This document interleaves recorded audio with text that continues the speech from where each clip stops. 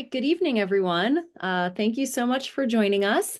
The purpose of tonight's meeting is to reintroduce Hempfield Partners for Exceptional Children, which we call HPEC. We've been kind of on hiatus for a little bit, so we wanted to have an opportunity to share who we are, what the purpose is of the organization, and then also get some feedback to see what's going to best meet the needs of everyone. So we're considering this a reorganizing meeting. Really quick, before we get started, we just want to make sure that everyone can hear us. I know as everybody's entering, you're muted, but even if you can just give thumbs up so that we can tell that everybody's hearing us okay. I'm seeing thumbs up. Perfect. That's great. As we're going through the presentation, we'll ask that everybody stay muted whenever you're not speaking. But if you use the chat feature, we'll have time at the end to go back and answer any questions. So just as we're going through the presentation, go ahead and throw them in the chat and we'll be monitoring it and we'll make sure that we address everyone's questions. So some really quick introductions. I'm Meredith Goodrich. I am the elementary special education supervisor. So I oversee all special education programming for students in grades kindergarten through 6th grade. I also work with early intervention. So as students are transitioning from their early intervention programs into kindergarten, I'm heavily involved in that process as well. Also, we have Jen Zelinas, and she is the secondary special education supervisor. She is the supervisor for all special education grades 7 through whenever students leave us, which right now can be up to age 22. She also is considered our transition leader. So she is the one who helps teams through professional development and IEP teams through making sure that IEPs are designed to set students up for success when they leave high school, and is also very instrumental in CTC planning for students. And then we also have Janelle Witter. She is our exceptional student specialist, and she really wears 2 hats within our department. The first is she is the kindergarten through 12th grade gifted coordinator. And so she handles that entire department in terms of programming, professional development for the teachers, overseeing the universal screening that we do, and just paperwork and procedures for everything that is gifted related. The other part is she is a special education consultant for our special education programs and really serves as a lead teacher. So when teachers are in need of information in terms of programming, if they feel like a student isn't making adequate progress, they're reaching out to Janelle, and she's making sure that she's staying current with all of the research-based interventions. She's also been very instrumental in helping us with our progress monitoring procedures and also any new programs that we are starting. She helps with getting those up and running, doing a lot of the legwork when it comes to writing goals, helping teachers with modifications, and just anything that students need to make sure that their needs are being met within their IEP. So for tonight's agenda, it's going to be really brief. We just want to give an overview of what HPEC is. And by doing that, we're going to start back where we were. And really, it's kind of like a pre-COVID, and then where we are headed. And then also some opportunities where parents can get involved, a couple different opportunities where we would love to have feedback from parents and even some active participation. So as we're looking here, what is HPEC, Hempfield Partners for Exceptional Children? That is you. Parents of Hempfield's exceptional students represent 21.9% of Hempfield qualifies for special ed under some category. And we'll look at those categories in just a minute. And 5.8% of the population is also qualified as gifted. So if you're thinking about that, this group could make up a huge part of our parent and community base. So it can be something that grows with time if enough people see that there's a benefit here. When we're talking about who HPEC serves, it's all of our students within the districts who qualify Under one of the chapter 14 disability categories, you see those all listed up there. And that's just the numbers breakdown. I know sometimes that's interesting. People don't realize the diversity within the special education department. Um, and this is just primary disability. So we do have some students who have dual exceptionalities. This is just the primary disability that's listed in all the paperwork. And then also we have our gifted students. There are 416 gifted students, and then 34 of those students qualify as twice exceptional, which is what we call 2E, which means they are gifted, but also fall under one of those additional categories that you're seeing on the chart. So 2,208 students, that could be 2,208 families that are a part of this organization, if they so choose. So if you have neighbors or friends or anybody that falls into this category and you see that what we're doing here is a benefit, please feel free to spread the word. We're excited that we have as many people on here tonight as we do, because we didn't know what we were going to be getting when we threw out that email blast on a sunny spring evening. But we thank you for your attendance, and we look forward to partnering with you in the future. Good evening, everybody. Good to see you all. So HPEC has, been around for quite a while. As Janelle had said, we work together to communicate between home and school, provide support to help parents understand the needs of exceptional students and the supports available to them. Before COVID, there was lots of things going on, and they were all in person, different activities. And we're going to talk a little bit more later about some of the different topics we've done. Then, as many things as we know, we had a bit of a pause there with the COVID, but we are getting back on track, and we have done some events since then, but we're trying to get it back and running, and for what your needs are as parents. But we want it to be a resource to you, and any students, gifted or exceptional students, and we're looking forward to that. So some of the topics, as I was saying, that we've done in the past, we might have had something on mental health or executive functioning, a session on ADHD, autism, transition. We've had Q&A sessions just with, either myself or Meredith or Janelle, different people over time. We've also had a family resource fair, all kinds of different community agencies were present and involved, which is really great. And we've had, where you come in for breakfast and we just talk about your questions and concerns or brainstorm ideas.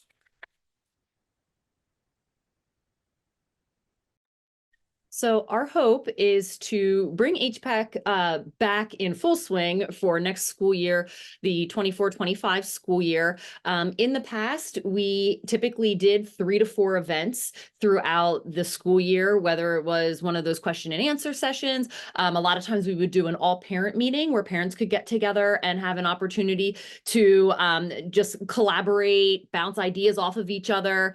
We've also done community resource fairs where we reached out to all different types of agencies and had them set up a table where students and families could drop in and see if there were any resources that would be helpful. And then we've also brought in speakers, again, to talk about a wide range of topics, anything from executive functioning to mental health and transition, whatever the group is feeling is a big need in terms of education for parents, and also just providing insight into what resources are available.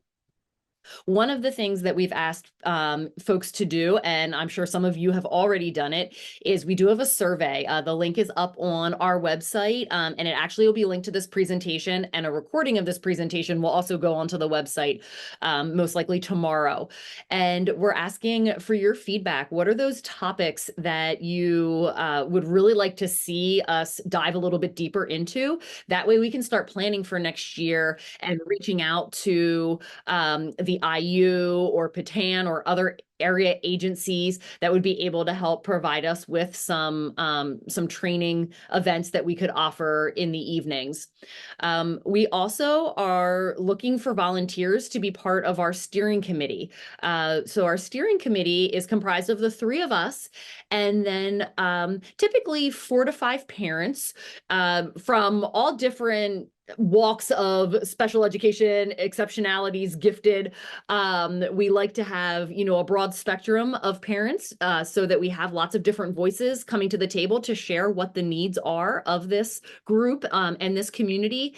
And we meet typically every other month, just to plan whatever events coming up next, discuss any feedback that we've received, from the community, and just make sure that we're an available resource to parents. So there's the information on that steering committee. And there's also the link to the survey. So the way that you can, become involved is you could join the steering committee and really be, heavily involved with the planning and having, a major voice in what we focus on and what we do. You also can participate by providing your feedback via the survey, coming to the events that we schedule, and also sharing to other families.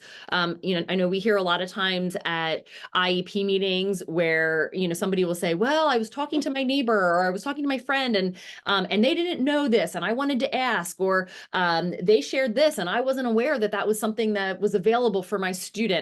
And so just that word of mouth, just, sharing, hey, they're having this event. Why don't you come? It's a great opportunity to learn a little bit more.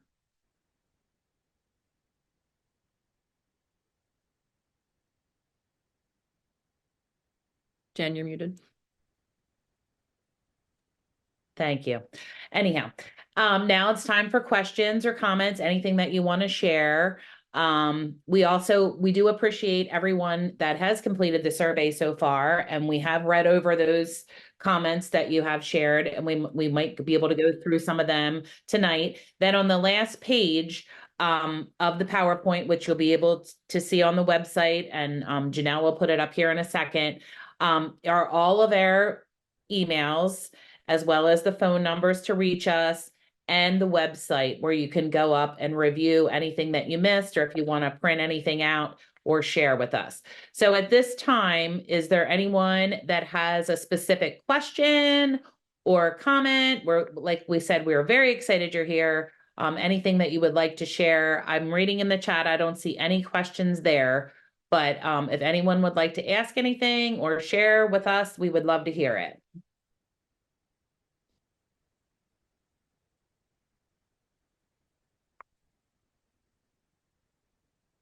You guys are all so quiet.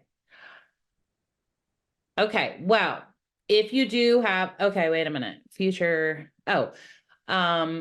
transition high school college fairs. Well, interestingly enough, we actually had, and Miss Witter can speak a little bit more maybe because she was actually there, but there was a transition fair yesterday.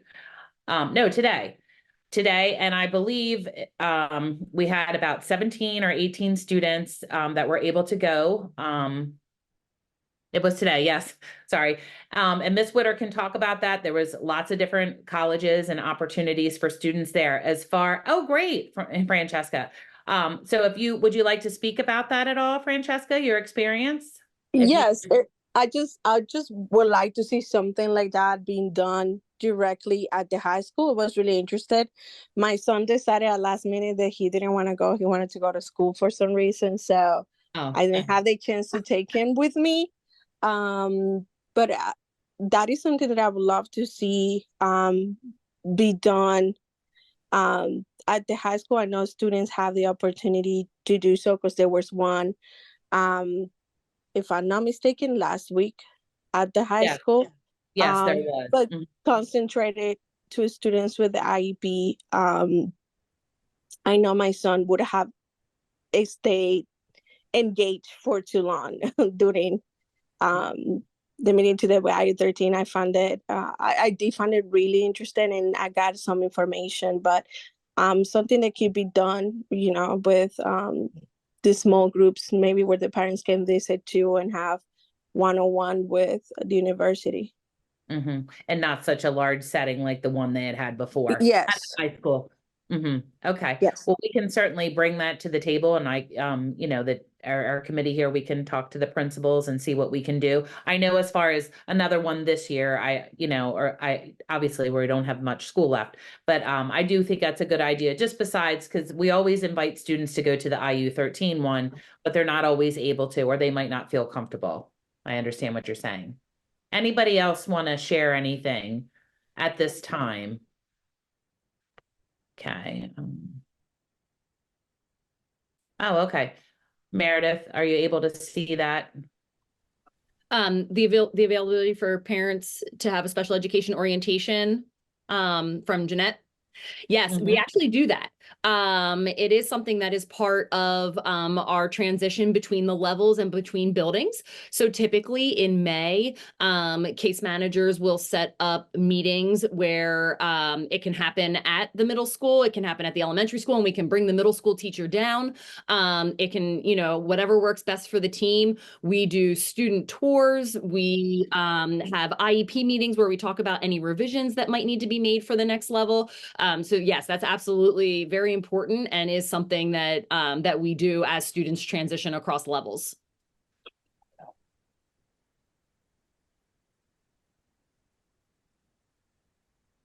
Meredith. Yes. Hi, it's Jeanette. Hi. So the reason I asked that is because it was hard for me to go to the regular parent orientation for middle school because that really doesn't pertain to Max, you know. And I Right. know we're a small population compared to the big, you know, population of the middle school. So I just was just wondering for myself, like just to have a better comfort level since it's such a big change for him, you know, just Sure. knowing myself what's going to happen or where he's going to be or things like that, like not having to wait until like back to school night. Absolutely. Yes, and we can do that. So what I'll do, I'm taking notes. I'll talk to Lisa Mumal, who is the principal of Centerville Middle School, and would have run that orientation night. And along with Jen, we'll work to schedule something. And you know, we can put it out to parents of students who have disabilities that orientation doesn't really necessarily speak to what their programming is going to look like. And it would be really cool to like meet those other parents because I know they're out there, but I feel like it would be so nice to meet with them and maybe have like a little support group for ourselves, you know? And maybe that will be something this could lead to. Yeah, it You know? does. This group, you know, when we're in full swing, it really does provide a nice support group. But yes, also just, you know, students who are all transitioning, who are in that class that's going from 6th to 7th grade. That would be, you know, nice to meet and give you a networking opportunity. And, you know, potentially there could be some social opportunities outside of school that students could get together. So I think that's a great idea.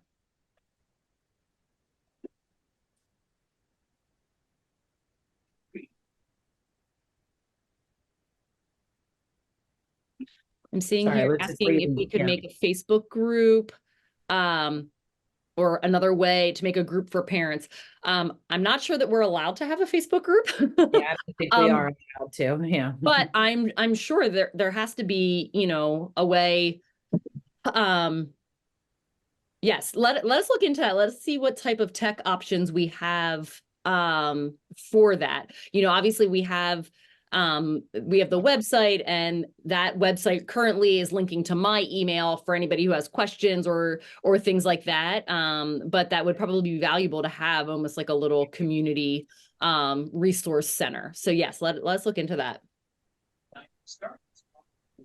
So you don't have to wait on meetings. Okay, yeah. We'll see what we can do with that, what they say from communications.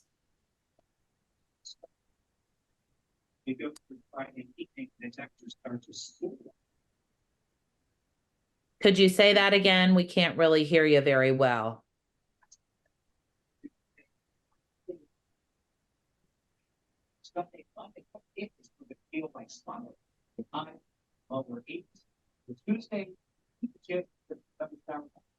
Okay, I'm not sure if you're asking a question to us or maybe you're on the phone, you know what I mean? It's like a background noise. Not sure. Yeah. Does anybody else have any other questions, or if you want to type anything else? I don't see anything else in the chat, or anybody else want to ask any of us a direct question at this time? I had a question.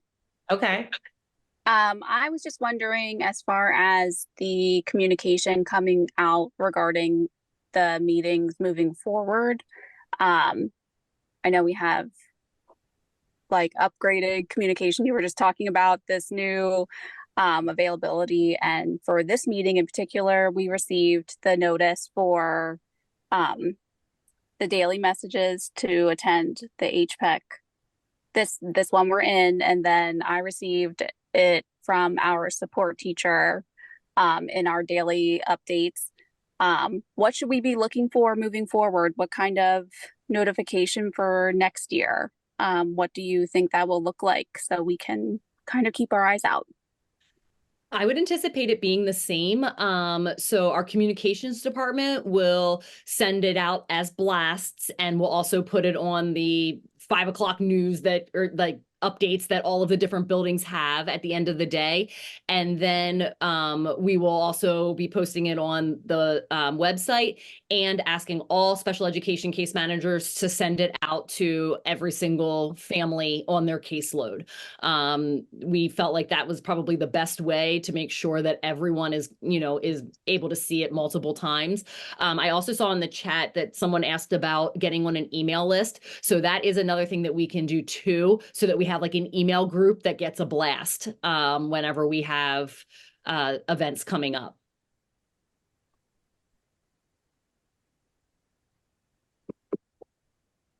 That would be great. I love the email list. Yeah, we'll work with our communications department to get that set up. Thank you. Sure. Does anybody else have any last minute comment or questions at this time?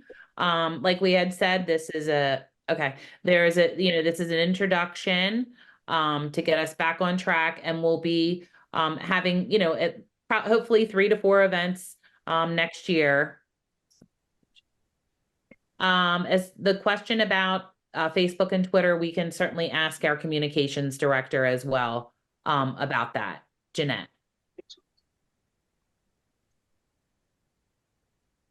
Okay.